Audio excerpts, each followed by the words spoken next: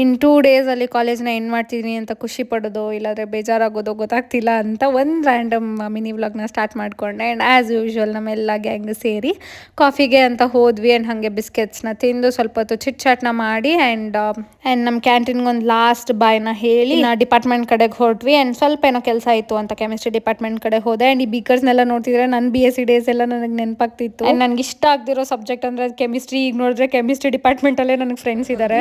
ಹಾಕಲ್ವಂತೆ ನೋಡಿ ಯಾವಾಗಲೂ. ಹಾಯ್ ಮಾಡಿಬಿಡಿ ಹೋಗಲಿ. ಆ್ಯಂಡ್ ಹ್ಯಾಂಡ್ ರೈಟಿಂಗ್ ತುಂಬ ಚೆನ್ನಾಗಿದೆ ಅಂತ ಅಂದ್ಬಿಟ್ಟು ಬೋರ್ಡ್ ಮೇಲೆ ನಾನೇ ಕ್ವಶನ್ಸ್ನ ಬರೀತಿದ್ದೆ ಪ್ರಾಕ್ಟಿಕಲ್ ಎಕ್ಸಾಮ್ಸ್ಗೆ. ಸೊ ಅದಕ್ಕೆ ಅದನ್ನು ಬ್ಲರ್ ಮಾಡಿದ್ದೀನಿ, ಯಾರಾದರೂ ಸ್ಟೂಡೆಂಟ್ಸ್ ನೋಡ್ತಿದ್ರೆ ಕಾಪಿ ಮಾಡಬಾರ್ದು ಅಂತ ಅಂದ್ಬಿಟ್ಟು.